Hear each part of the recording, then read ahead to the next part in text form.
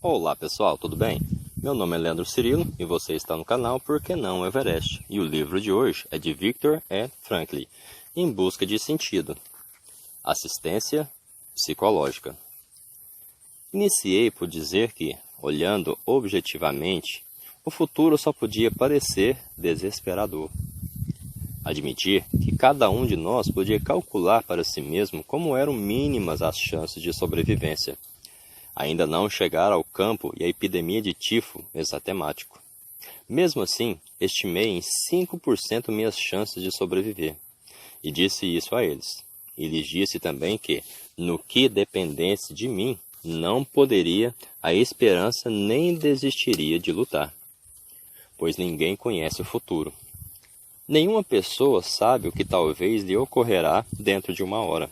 Não podíamos esperar novidades militares sensacionais para o dia seguinte, e ninguém melhor que nós, com longa experiência no campo de concentração para sabê-lo. Mas, muitas vezes, surge de repente uma grande chance, no mínimo para um de nós, ser destacado para um reduzido transporte destinado a um comando especial, com condições de trabalho excepcionalmente favoráveis, e etc. Coisas que, às vezes, eram o anseio e a maior felicidade do recluso. Mas não falei somente do futuro e da penumbra em que se felizmente estava envolto.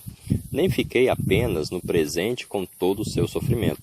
Falei também do passado, com todas as suas alegrias, e da luz que ele ainda lançava para dentro das trevas dos nossos dias. Citei o poeta que diz: aquilo que viveste, nenhum poder do mundo tirará. Aquilo que realizamos na plenitude na nossa vida passada, na abundância de suas experiências, essa riqueza interior, nada nem ninguém nos podem tirar. Mas não só o que vivenciamos, também aquilo que fizemos, aquilo que de grandioso pensamos e o que padecemos. Tudo isso salvamos para a realidade, de uma vez por todas. Essas experiências podem pertencer ao passado. Justamente no passado ficam asseguradas para toda a eternidade. Pois o passado também é uma dimensão do ser, quem sabe, a mais segura. Finalizando, disse que a vida está repleta de oportunidades para dotá-las de sentido. Os meus companheiros mal se mexiam estirados pelo chão. Vez por outra, ouvia-se um suspiro doloroso.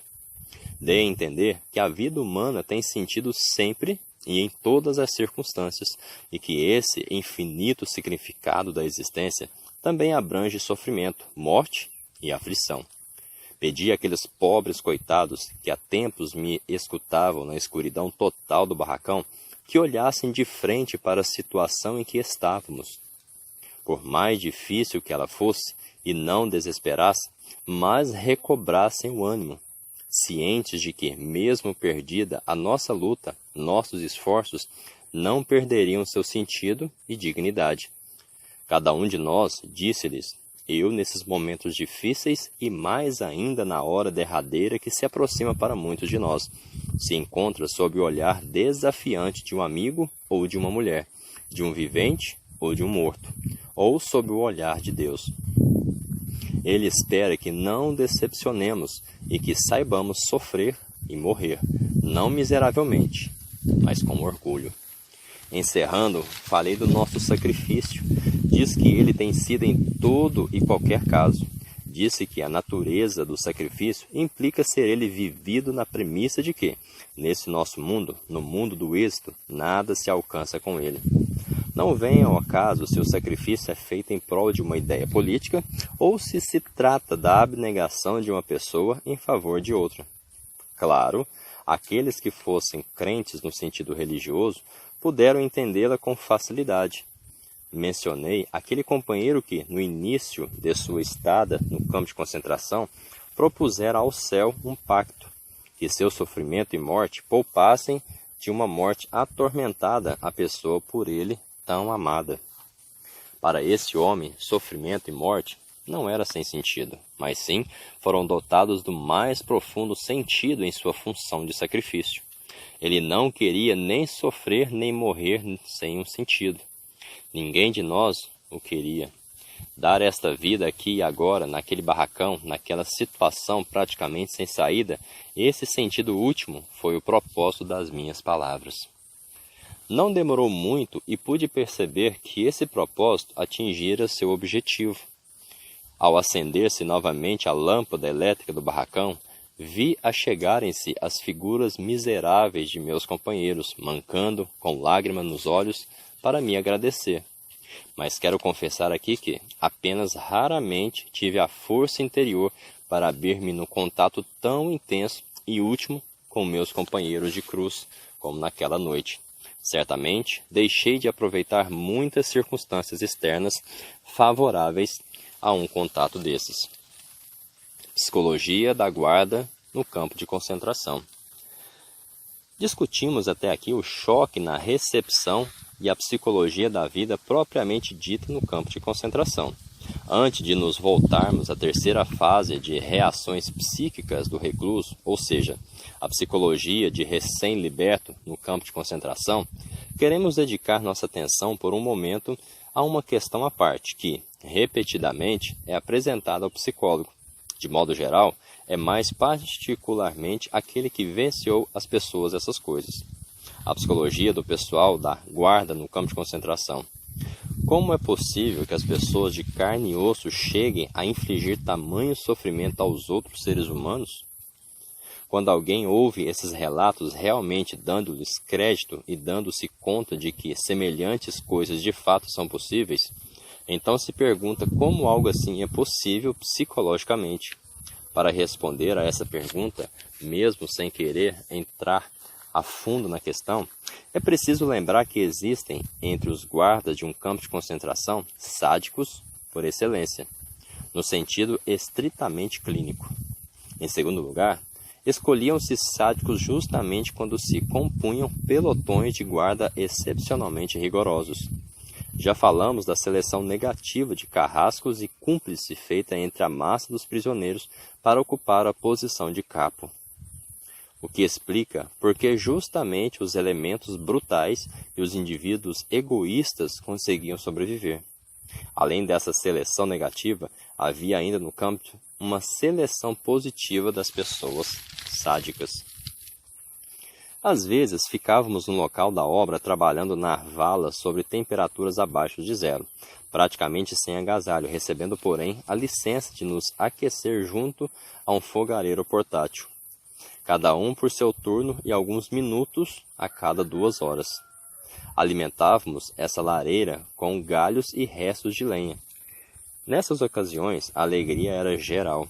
Mas, de vez em quando, havia um capataz ou contramestre que tinha um prazer especial em nos tirar essa alegria.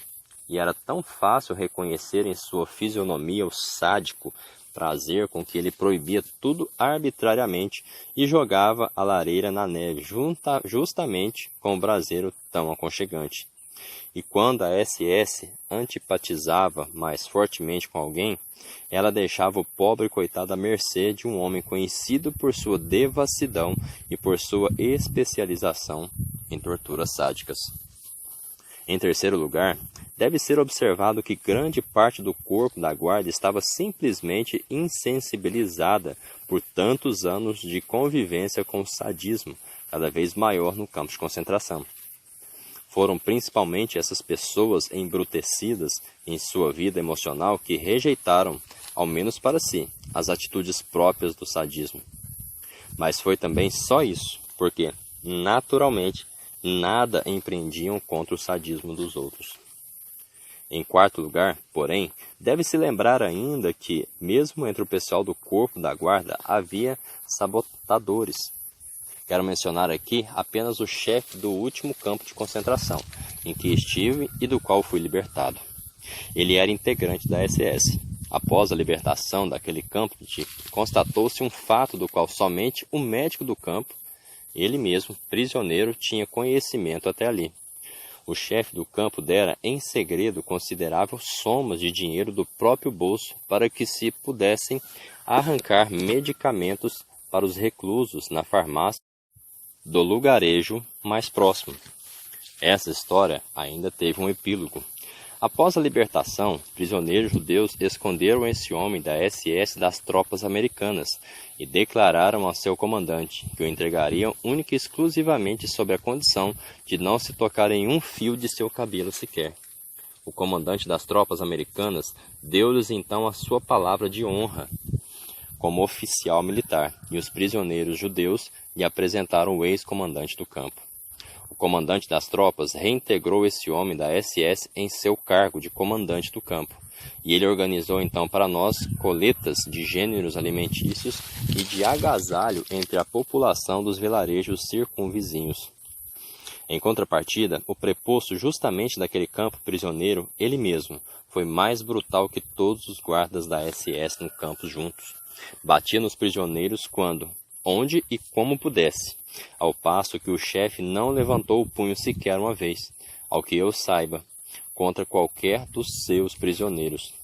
Daí se deduz uma coisa.